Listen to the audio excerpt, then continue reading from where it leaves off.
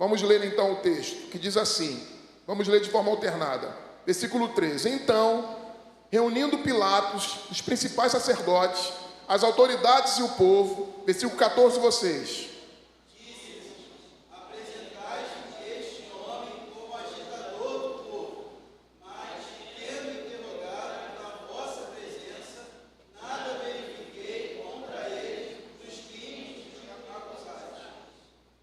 Nem tampouco Herodes, pois Nolo tornou a enviar, e pôs claro que nada contra ele se verificou digno de morte.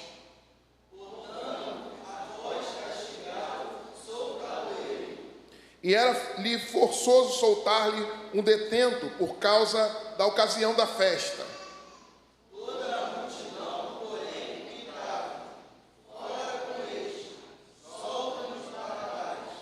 Barrabás estava no cárcere por causa de uma sedição na cidade e também por homicídio. Desejando Pilatos soltar a Jesus, insistiu ainda. Eles, porém, mais gritavam: crucifica-o, crucifica-o. Então, pela terceira vez, lhes perguntou: que mal fez? De fato, nada achei contra ele para condená-lo à morte. Portanto, depois de castigar, soltá-lo-ei.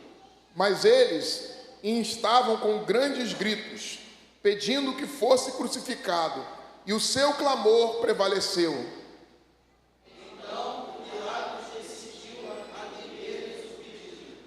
Soltou aquele que estava encarcerado por causa da sedição e do homicídio, a quem eles pediam. E quanto a Jesus, entregou à vontade deles. 26, vocês.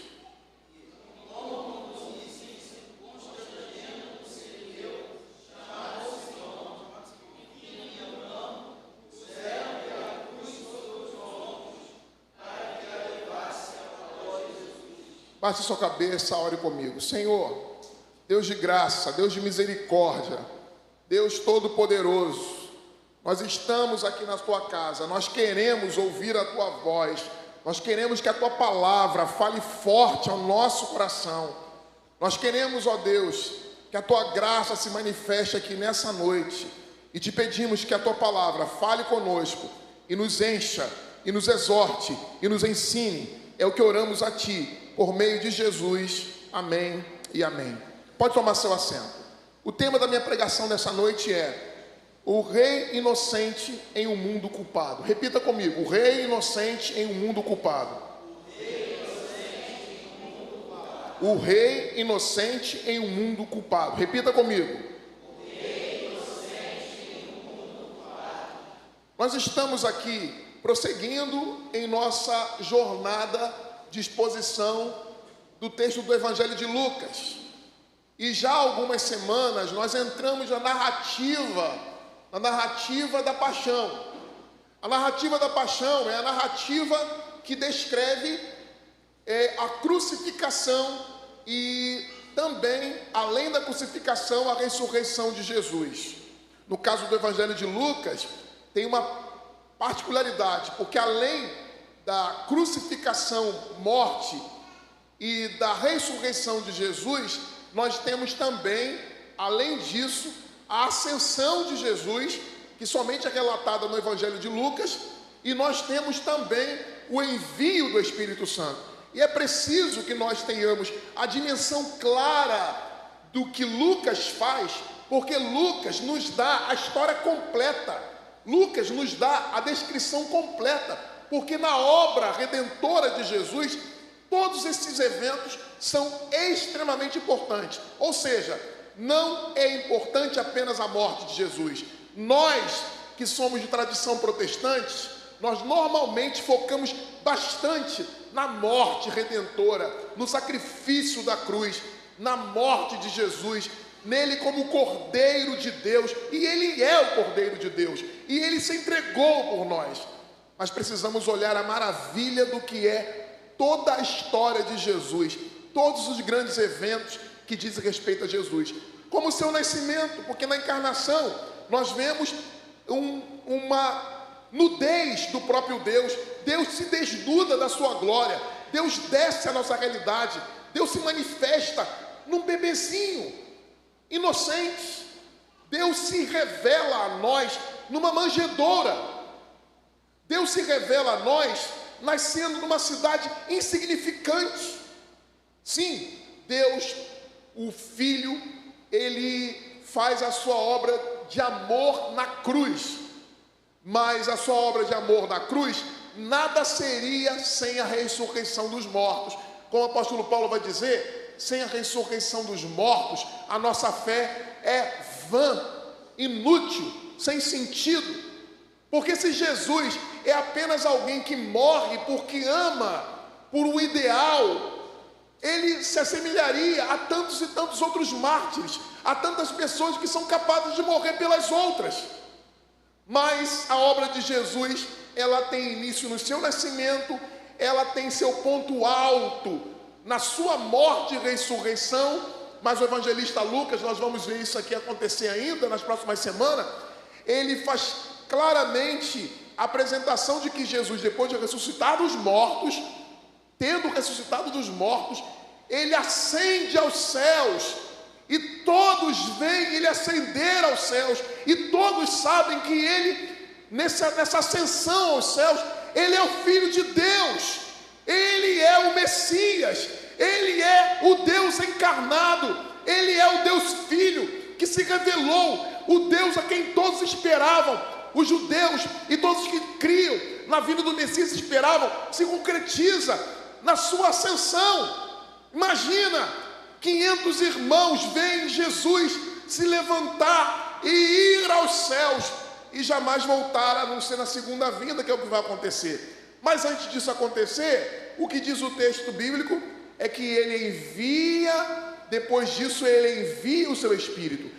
Porque olha só, meus irmãos, preste atenção no que eu vou dizer. A obra de Deus em Cristo, a morte, a ressurreição, a ascensão, não tem nenhum valor pleno sem a descida do Espírito Santo. O que Jesus vai dizer no Evangelho de João? Eu não estarei com vocês, eu não estarei mais com vocês, mas isso não será uma perda para vocês, porque eu enviarei o Consolador, e a vinda dele será a garantia de que eu estarei com vocês.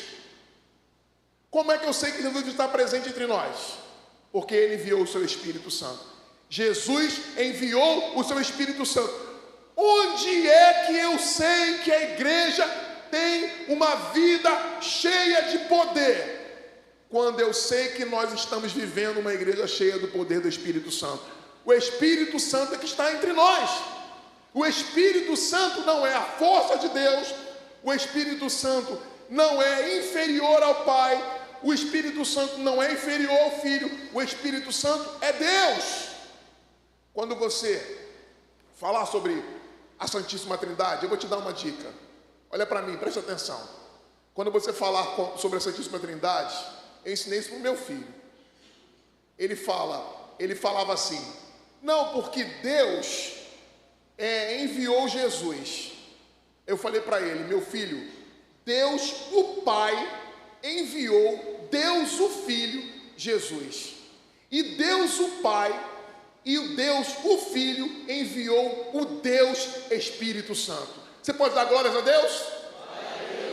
Porque o Pai é Deus, mas o Filho é Deus e o Espírito Santo é Deus. Se você não crer no poder do Espírito Santo e de que Ele é Deus, eu vou pregar, eu vou ensinar, e você não vai entender. Porque só quem abre o seu coração, as suas entranhas, e põe a verdade nela, e põe a sede de conhecer o Senhor, é o Espírito Santo que habita em nosso meio.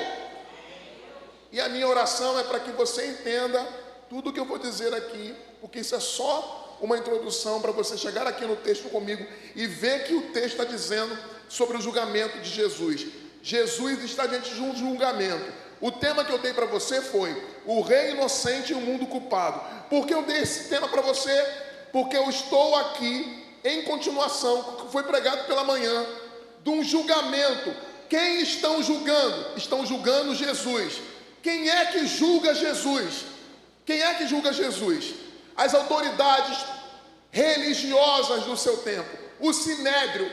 Quem era o Sinédrio? O que era o Sinédrio? O Sinédrio era um conselho de 71 anciões. Nesse conselho de 71 anciões, nós temos presentes saduceus, fariseus e anciões. Esses anciões, eles estão julgando Jesus. E por que eu falo que trata-se de um rei inocente e um mundo culpado? Porque esses homens, Sinédrio, e aí você vai ver aqui que além do Sinédrio, Pilatos e Herodes, esses três elementos, essas três autoridades é que estão julgando Jesus. Trata-se de um texto de julgamento. Pena que a Beatriz não está aqui, está na frente, o Mateus está muito lá atrás, porque senão eu ia mandar eles virem aqui para frente e encenarem aqui um julgamento acontecendo. Porque num julgamento, houve-se todas as partes para que seja um julgamento que é considerado um julgamento imparcial, ok? O juiz pode estar comprometido com os fatos que ele está julgando. Se um juiz está comprometido com os fatos que estão sendo julgados, ele pode ser juiz nesse caso. Se um juiz tem um lado, ele pode julgar esse caso. Se um juiz antecipadamente já diz qual é a sua opinião sobre o réu, ele pode julgar um caso. Se um juiz ele força o réu a confessar algo, ele pode considerar que esse julgamento foi um julgamento correto. Nós vimos na semana passada que o que fizeram com Jesus foi um julgamento que é absolutamente uma farsa. Um julgamento que não tem critério nenhum. Um julgamento que tem um objetivo: condenar Jesus, levá-lo à morte. Agora você não sabe, mas eu vou te dizer, sabe qual era a morte designada àqueles que blasfemavam contra Deus? E Jesus é acusado de blasfêmia, porque ele, ao dizer ser o Filho do Homem que desce em glória, que governa e que governará e que tem autoridade ao lado do Pai, assentado à direita do Pai, como o texto anterior que nós pregamos na semana passada diz, qual deveria ser a punição de Jesus? O apedrejamento. O apedrejamento era a punição para quem dissesse qualquer tipo de blasfêmia, de heresia. Talvez você não saiba, por isso é que Estevão foi apedrejado, porque a lei judaica e até mesmo o assentimento dos romanos estava ligado às leis judaicas que tinham uma certa harmonia em alguns aspectos, para que não houvesse divergências entre as autoridades judaicas e as autoridades romanas. Então, o castigo de Jesus deveria ser um castigo de apedrejamento. Mas o que nós vemos aqui, nesse texto, é um triunvirato de injustiça. Eu digo que Jesus é o rei inocente em um mundo culpado, porque aqui nós vemos um triunvirato de injustiça. Quem está julgando Jesus? O Sinédrio, que são os sacerdotes, os líderes do povo, os escribas. Quem mais? Pilatos. Quem é Pilatos? O procurador romano. Pilatos é o prefeito da cidade, muito mais procurador e muito mais prefeito do que governador, como alguns vão dizer. A Judéia, que era onde Jesus vivia, era uma província imperial, não era uma província senatorial. Qual a diferença, pastor? O que isso é importante para a gente aqui? É importante porque a Judéia, sendo uma província importante, ela não era dirigida por outros senadores, ela era dirigida diretamente pelo imperador, por alguém que ele nomeava, pela importância que a Judéia tinha. Então, diretamente, o poder romano está envolvido na crucificação de Jesus. Normalmente, nós falamos o seguinte: os judeus mataram Jesus. Os judeus mataram Jesus. Cuidado, primeiro, porque a gente não pode generalizar. Não são os judeus. Não é os judeus que mataram Jesus. Em cima disso, já se cometeu na história mundial absurdos em relação aos judeus, inclusive o Holocausto. Porque não são os judeus que mataram Jesus. Quem matou Jesus, ou o triunvirato que aqui está no texto bíblico, que condenou Jesus, foi Pilatos, foi Herodes e foi o Sinédrio, que manipulou um julgamento a fim de que Jesus fosse condenado, porque autoridades, quando têm interesses, podem manipular e fazerem culpados quem quer que eles queiram, a fim de cumprirem o seu propósito. E é o que está acontecendo com Jesus, é o julgamento de Jesus. Veja comigo mais um pouquinho, que algumas acusações que são colocadas para Jesus não fazem o menor sentido. Por exemplo, é colocado no versículo 2 desse mesmo texto. Acompanha aí, porque ele está sem, o data show, ele deu algum problema aí. O inimigo tenta se levantar com laços e embaraços, mas ele não vai me atrapalhar. Amém? Acompanha aí no texto. Versículo 2 é dito o seguinte: que Jesus é condenado porque subverte a nação. É uma acusação de rebelião política. Os acusadores de Jesus dizem: ele quer subverter a nação. Quando foi que Jesus teve alguma atitude política? Nenhuma. Quando alguém perguntou para Jesus o que deveria se fazer com o denário, ele perguntou: qual é a imagem que está no denário? A imagem é de César. Então Jesus diz aquilo que nós já conhecemos como um jargão: dai a César o que é de César e dai a Deus o que é de Deus. Jesus não quer subverter a nação, mas Pilatos, Herodes e o Sinédrio. E aí eu digo para você novamente que quem matou Jesus, o Sinédrio, Herodes e Pilatos, não são os judeus. São judeus, sim, alguns deles, específicos, de uma época específica. Nós não podemos generalizar e dizer todo judeu é ladrão, eu nem vou repetir essas coisas, porque acho que nem vale repetir. Mas às vezes nós falamos que determinado grupo étnico é assim ou assado. Nós começamos a fazer generalizações e dizendo que um é preguiçoso, que um grupo é ladrão, que um grupo é isso e aquilo outro. Cuidado, rotulando as pessoas, ainda mais povos inteiros.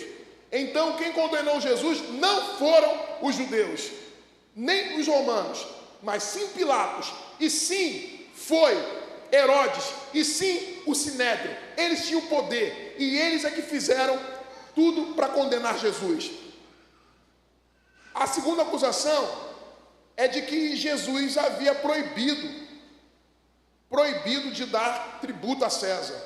Eles acusaram Jesus disso. Eu já acabei de dizer aqui que Jesus diz: dá a César o que é de César e a Deus o que é de Deus. É uma hipocrisia e falsidade dos acusadores de Jesus. Eles dizem que Jesus disse ser rei e Messias. E rei e Messias é o título politizado. Olha só, preste atenção numa coisa: Jesus Cristo não é um nome próprio. Jesus é um nome próprio. Cristo é um título messiânico. O que significa isso? Os judeus, o povo da aliança, vamos falar povo da aliança, porque o povo da aliança inclui judeus e as nações como um todo, porque Deus também salva as nações. Deus não veio para o povo judeu. Olha para mim e repita comigo: Deus não veio para os judeus, mas para o povo da aliança. E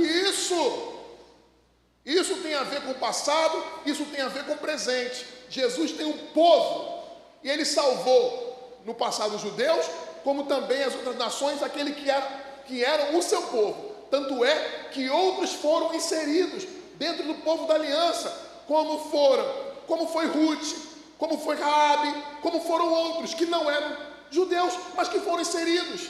Deus não é Deus de um povo específico. Deus não privilegia a uma etnia específica. Deus não tem aliança com um território, com uma nação, com um povo específico. Deus não é Deus dos americanos. Deus não é Deus dos israelitas. Deus não é Deus dos brasileiros.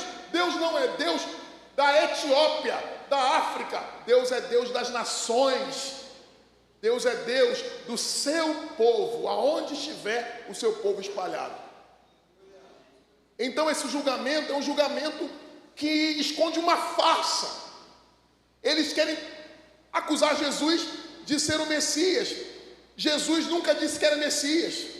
Cristo significa Messias. O que eles esperavam quando eles acusam Jesus de dizer que era o Messias, eles estão dizendo o seguinte: Jesus quer ser o Messias. O que significava ser o Messias?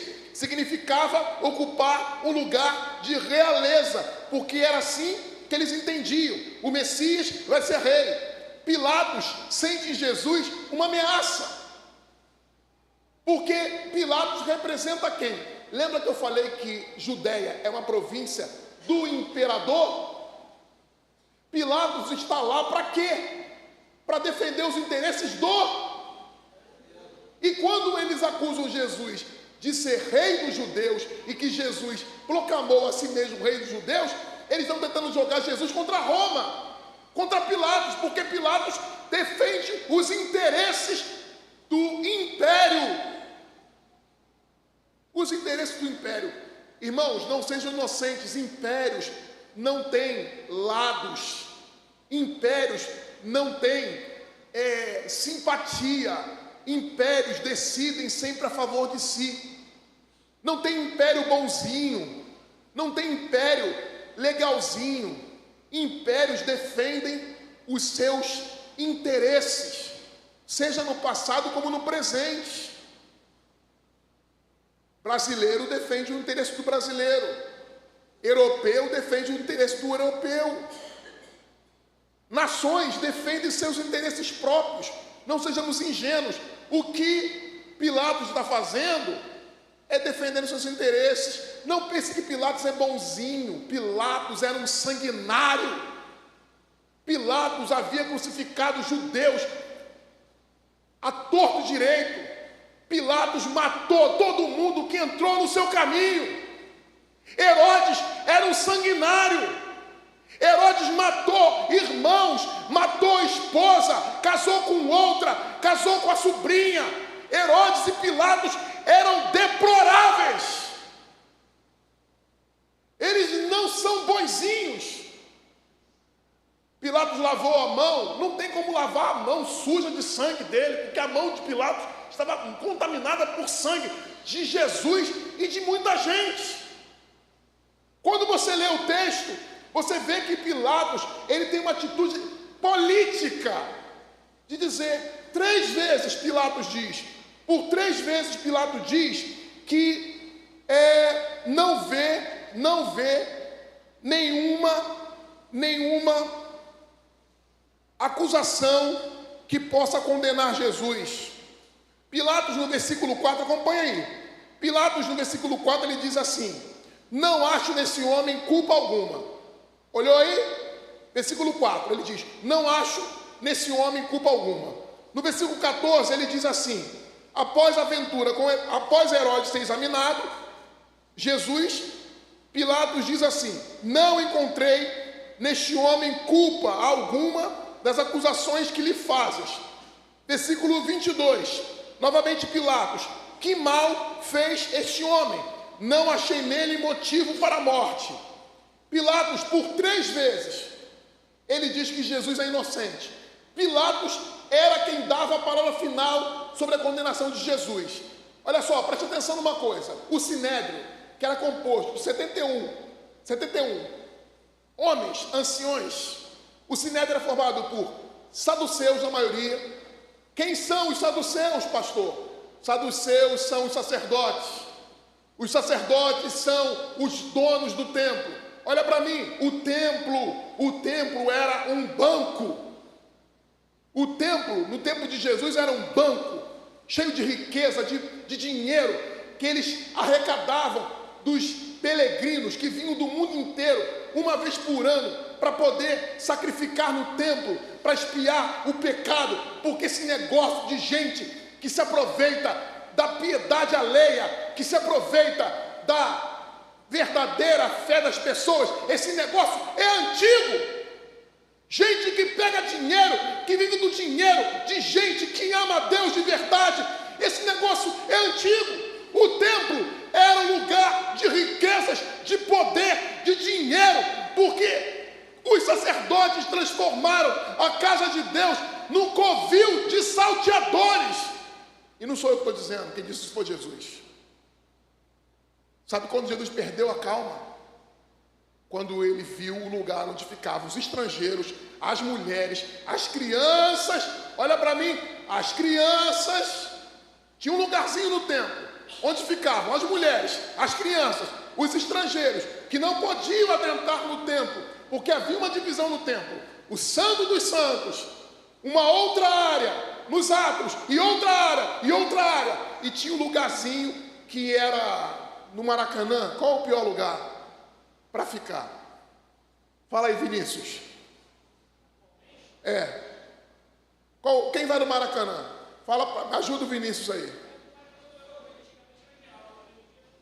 É na geral? Agora está tudo bom. Por isso que cabe pouca gente no Maracanã.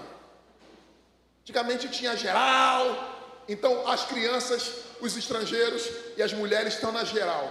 No pior lugar onde fica. Vinícius duvida que fica na geral. Duvido que fica na geral. Mas essa galera estava na geral, no templo, comparando com o templo.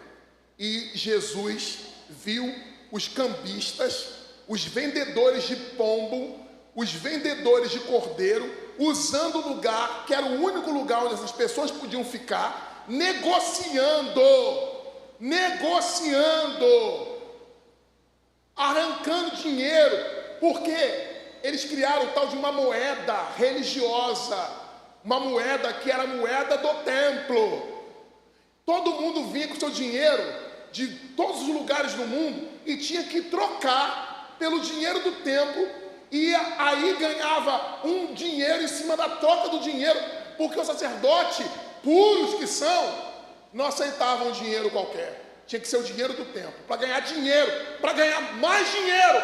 Então eu estou falando aqui que quem está julgando Jesus é quem sente-se ameaçado, porque Jesus virou o templo de cabeça para baixo e questionou os sacerdotes, e questionou os fariseus, e questionou os escribas. Então o sinédrio, que era formado de escribas, sacerdotes e de religiosos, eles se unem a Pilatos, que era a representação do Império Romano. Eles se unem a Herodes, que era um rei sanguinário, vendido, que era alguém que deveria defender o seu próprio povo. E eles se unem para condenar Jesus.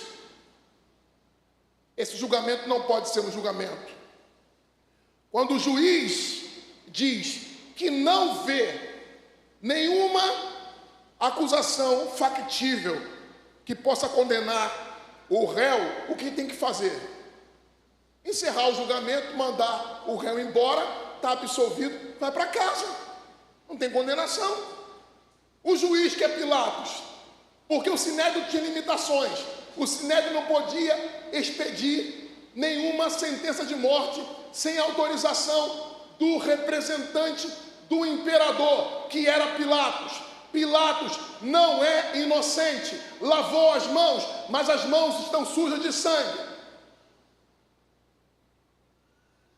E isso nos alerta a pensar que a religião, a política, a religião e a política, quando se unem, podem formar uma dupla infernal.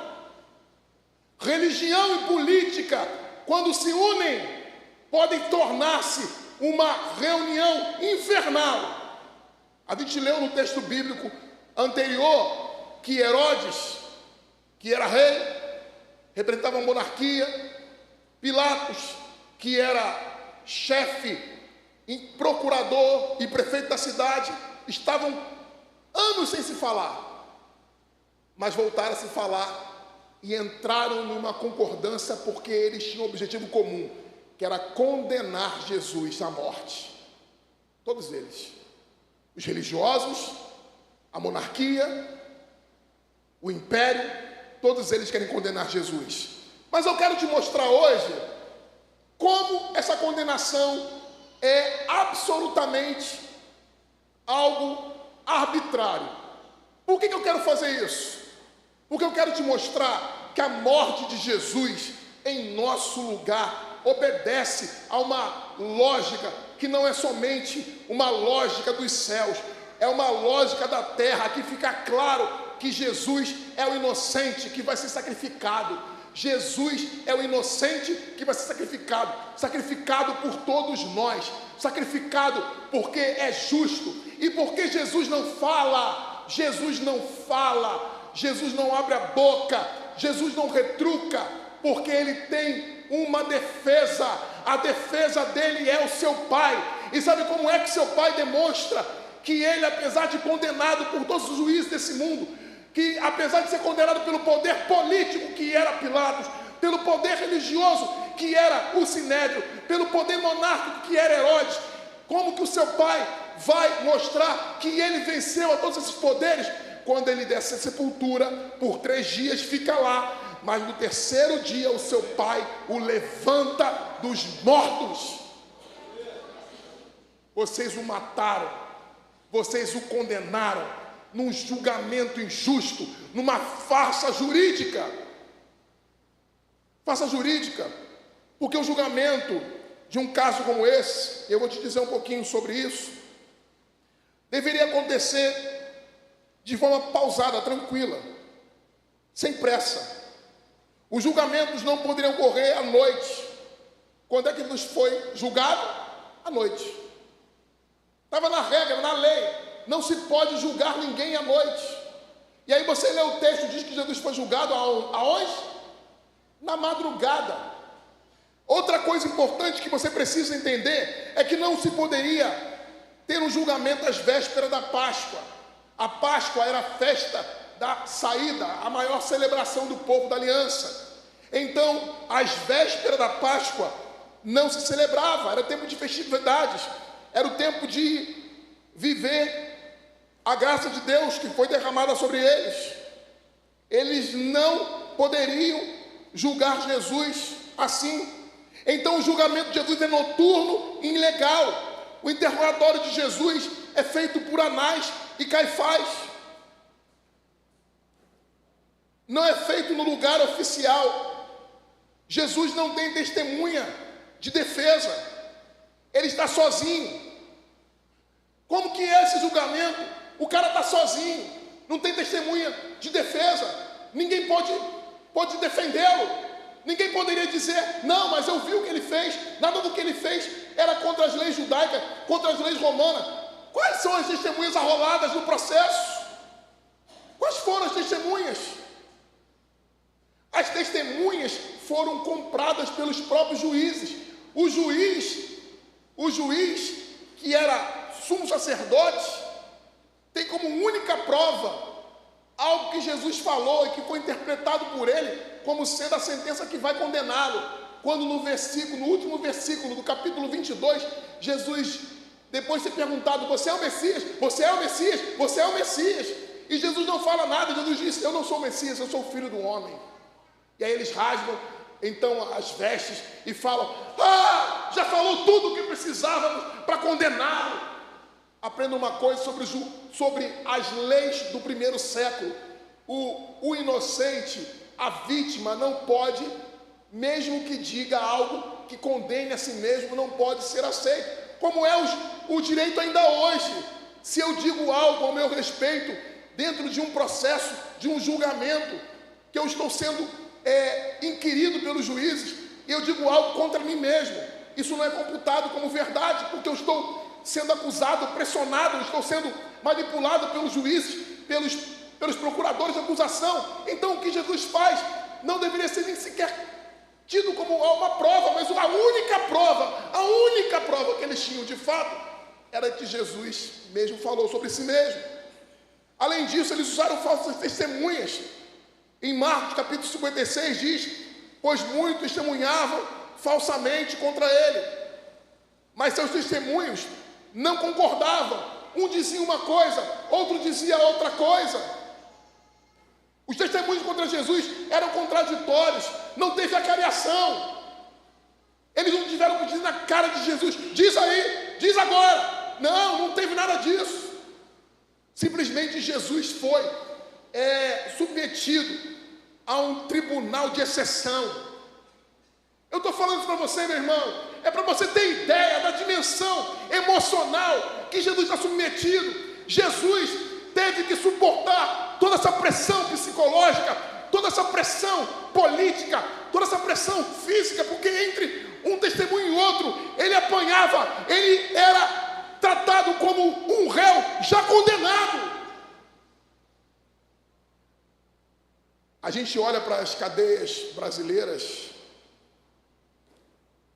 e algumas cadeias são, segundo os que frequentam, que eu nunca frequentei nem pretendo,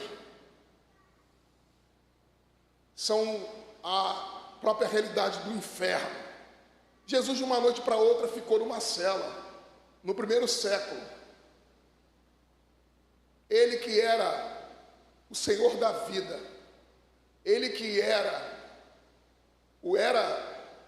ele que é a origem de todas as coisas, e que tudo fez com o sopro de sua boca, ele que com o hálito da vida soprou e todas as coisas vieram a existir.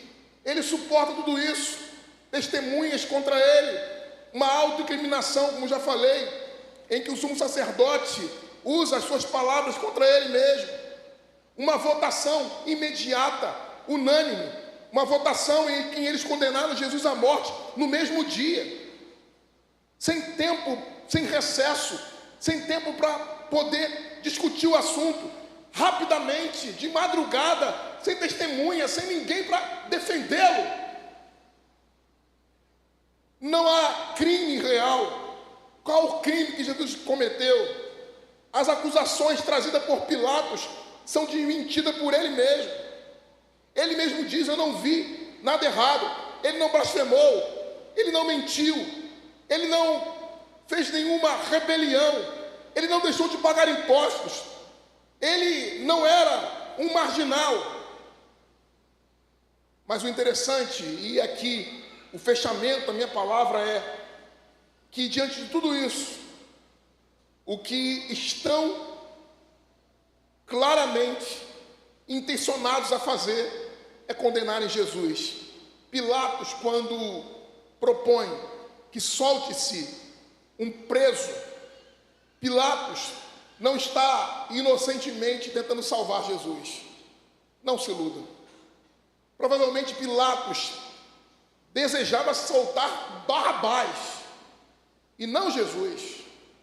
Mesmo que nos pareça a princípio de que é intencionalmente boa as intenções de Pilatos. Vejam comigo o versículo 3 diz assim: olha, reunindo Pilatos os principais sacerdotes, as autoridades e o povo, disse-lhes: apresentai-me este homem como agitador do povo. Mas tendo interrogado na vossa presença, nada verifiquei contra ele os crimes que o acusais, nem tampouco Herodes, pois no tornou a enviar. É, pois, claro que nada contra ele se verificou digno de morte. Está aqui dizendo o próprio Pilatos. Portanto, após castigá-lo, soltá-lo-emos. Então Pilatos, para manter aquela postura política, de manter essa certa imparcialidade, ele propõe que seja espancado, o que já seria gravemente um erro. Por que espancar o inocente? Por que espancar o inocente? Por que espancar o inocente? Mas é o que propõe Pilatos, espanque o solte. Como era forçoso, versículo 17, soltar-lhe um detento por ocasião da festa. Toda a multidão, porém, gritava: fora com este, solta-nos Barrabás. Como é que Barrabás surge aí do nada? Como é que Barrabás surge aí do nada? Alguém já estava com tudo planejado. É a hora de soltar Barrabás. É a hora de soltar Barrabás. Porque o texto claramente diz o seguinte: é a hora de soltar o que é festa, um detento. E olha que o texto, não sou eu que estou dizendo não, tá? Olha o texto comigo. Toda a multidão, porém, gritava: fora com este, fora com Jesus, e solta Barrabás. Alguém entrou ali em grupinho, no meio da multidão, aquela pressão de massa, de manobra, e começou, porque tinha interesses particulares em soltar um criminoso, um agitador, um infeliz. A ideia era soltar Barrabás. Nunca foi inocente as atitudes do povo e nem dos líderes do povo. O Sinédrio, Herodes e Pilatos tramam a morte de Jesus. O que isso nos ensina, pastor? Porque o Senhor contou muita história sobre o julgamento e sobre a história de como Jesus foi condenado. O que isto nos ensina? Nos ensina sobre a graça de Deus e sobre o amor de Deus por nós. Porque Deus, o Filho, entrega-se a um tribunal de exceção, entrega-se a um julgamento absolutamente injusto. Ele tinha argumentos, Jesus, o Filho, tinha argumentos. Olha, gente, quando você tem argumentos, é difícil ficar calado. É difícil ficar calado. Quando de alguma forma Deus mandou me calar, porque Ele vai resolver as coisas de outra forma e não a partir dos meus argumentos, olha, eu fico por dentro fervendo. Só obedeço porque Deus que está mandando. Porque eu quero argumentar. Eu quero argumentar. Mas Jesus, o homem Jesus, se detém, se cala. Nem sempre quando se tem razão é para falar. Às vezes a gente cala sim. A gente cala porque a nossa defesa não virá de nós, virá daquele que está ao nosso lado. Às vezes é hora de falar, tem hora de falar. Escutem, irmãos, a hora de falar. A sabedoria é saber a hora de falar e a hora de se calar. E Jesus entendeu, é a hora de se calar, porque com tolos nós não argumentamos, com loucos nós não discutimos, com gente que está completamente contaminada por ódio, nós não discutimos, com gente que está preparada para nos odiar gratuitamente, nada que venhamos a falar irá mudar. Não adianta discutir com quem te odeia, não adianta debater com quem não está disposto a ouvir, não adianta perder tempo com porcos, jogando pérola aos porcos, não! Às vezes é para calar sim, e sabedoria é a hora de saber, quando cala, quando fala. Jesus cala porque sabe que não adianta fazer absolutamente nada. Barrabás é para a gente um ensino, que o que acontece é que nós, seres humanos, escolhemos o mal, escolhemos Barrabás. O povo gritando é a expressão clara de que o que nós escolhemos sempre é Barrabás, é o mal. Enquanto Jesus, que é a justiça, a verdade, a beleza, a pureza, é rejeitado. Barrabás é demonstração de quem é a humanidade, do que somos capazes. Barrabás é o povo, Barrabás é a gente, Barrabás é o símbolo de quem nós éramos sem conhecer Jesus. Nós éramos os que escolhiam o mal. Aparentemente, Jesus tem que ser condenado. E eles fazem isso, tudo para condenar Jesus. Tudo o que fazem é para condenar Jesus. Barrabás descreve um homem que, lançado na prisão por causa de uma revolta na cidade e de um assassinato, Barrabás é esse homem, é o oposto exato de Jesus. Jesus é o rei, se for rei, é o rei pacífico. Barrabás é o líder rebelde. Jesus é inocente, Barrabás é culpado. A graça de Deus é que os culpados são perdoados. Os culpados, os Barrabás, são perdoados. E para eles serem perdoados, porque Barrabás a ser solto, ele foi o quê? Perdoado. A soltura é o quê? O perdão. O perdão é quando eles gritam, solta Barrabás, solta Barrabás. Barrabás é? Quando alguém está preso e é solto, então ele teve o quê? Vocês estão vivos? Estão ouvindo o que eu estou falando? Quando alguém está preso e é solto, ele foi o quê? Perdoado. Barrabás é perdoado. E quem é condenado? Quem é condenado, gente? Entenderam agora? Jesus é condenado. Barrabás é solto. O bandido é solto. O mal é solto. Porque o inocente morreu. Porque o inocente se entregou. Porque o inocente deu a sua própria vida. Porque o inocente foi capaz de abrir mão da sua justiça própria. Porque o inocente diz, eu sou e tenho a verdade, mas eu abro mão dela para que ele seja solto. Quem é Barrabás? Barrabás é o condenado. Barrabás é o culpado. O culpado significa dizer que Barrabás é reconciliado. O homem culpado é reconciliado pela cruz de Cristo. A cruz de Cristo reconcilia o homem. A cruz de Cristo nos dá uma nova identidade, cura a nossa vergonha. A cruz de Cristo nos liberta do ciclo de bodes expiatórios, porque Jesus é o bode expiatório que morre por nós. Nós vivíamos, quando não pertencíamos a Deus, apenas arrumando culpados para nossos equívocos. Começou no Éden. Quem pecou? Quem pecou? Adão. A mulher. Mulher, quem pecou? A serpente. E assim vai. A culpa sendo transferida. O que Jesus, o inocente, faz? Ele assume a culpa. Barrabás é solto. O inocente é preso e é morto. O inocente é preso e é morto. O julgamento de Jesus é sobre isso. O inocente é preso e é morto. E o condenado, o pecador, está solto.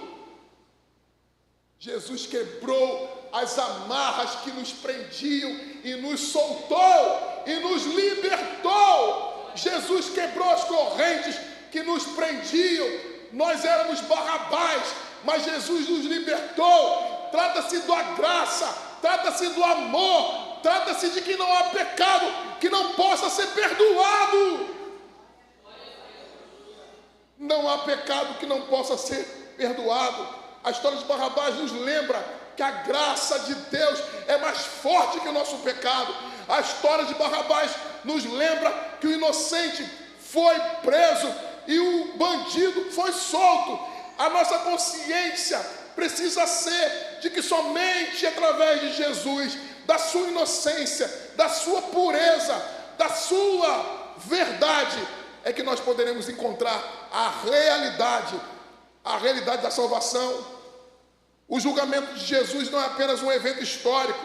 Ele nos coloca no banco de réus e nos força a fazer a mesma escolha que Pilatos, Herodes e o Sinédrio fizeram. Qual é a escolha que nós temos que fazer? Diante de Jesus, nós somos quem? Nós somos Barrabás ou nós optamos por Jesus, o inocente? Jesus é o inocente. Nós precisamos nos curvar a Ele. Diante da verdade, nós precisamos escolher estar ao lado de Jesus e nos entregarmos a Ele, que é o inocente, e não gritarmos crucifica, crucifica, crucifica, porque a gente às vezes nem sabe o que está acontecendo. Já observou? Se eu começar a gritar aqui, pega ladrão! Gritou, pega ladrão. Pega o pastor Dutra aqui, pega ele, segura ele aí. Todo mundo acabou, tá, lá de trás já está pulando aqui, já está em cima. A gente é influenciado, essa cultura de massa, a gente vai fazendo o que todo mundo está fazendo, a gente vai agindo como todo mundo está agindo. Isso não é adolescente só não, isso não é criança só não, nós fazemos isso. Nós precisamos olhar para a história e para tudo que nos passou e pensar, ele era o inocente. Nem sempre os inocentes vão, aos olhos das pessoas, diante da sociedade, vão prevalecer. Olha, nem sempre. Às vezes os inocentes são culpados, são presos, são mortos. Mas a grande vitória que está no Evangelho é de que Jesus, o inocente, morreu, foi crucificado, foi apedrejado, foi tratado da pior forma possível por nós, mas levantou-se dos mortos e está vivo, reinando com o Pai Todo-Poderoso nos céus.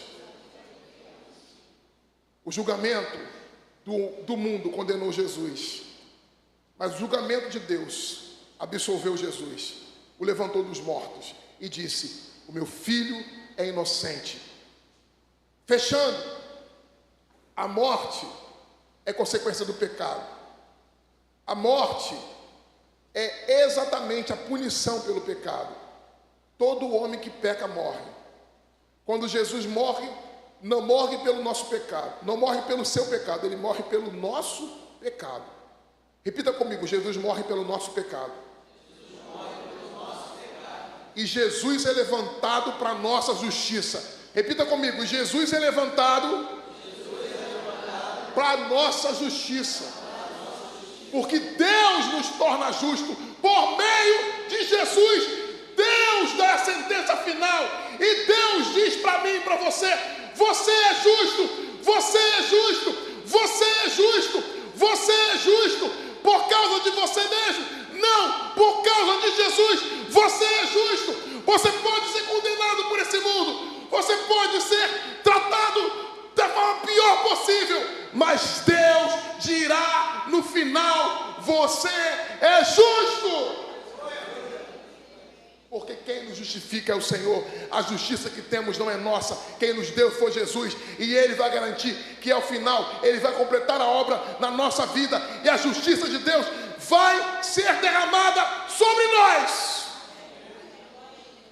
Mesmo que o mundo massacre, esmague e faça de você a pior pessoa, mesmo que todas as circunstâncias estejam desfavoráveis e o mundo diga que você vai perecer, que você vai se afundar, vai ser derrotado, Deus vai dizer ao final, você é justo, porque você foi justificado pelo sangue de Cristo.